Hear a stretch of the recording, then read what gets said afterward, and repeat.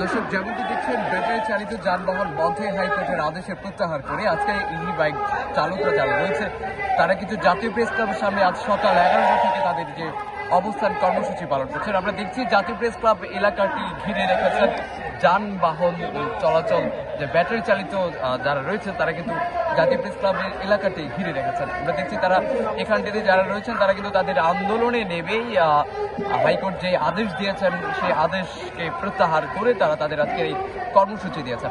এই মুহূর্তে আমরা দেখছি জাতীয় প্রেস ক্লাব এলাকাটি ঘিরে রেখেছেন আন্দোলনকারীরা এবং এখান থেকে আজ সকাল 11টা থেকেই কিন্তু জাতীয় প্রেস ক্লাব চত্বরটিতে আমরা দেখছি এখানটিতে কিন্তু ব্যাটারি চালিত অটোরিকশা এই দাবি নিয়ে তারা কিন্তু নেমেছেন এবং হাইকোর্টে যে আদেশ দিয়েছেন আদেশ প্রত্যাহারের দাবিতে তারা কিন্তু আজকে এই কর্মসূচি ডাক দিয়েছে।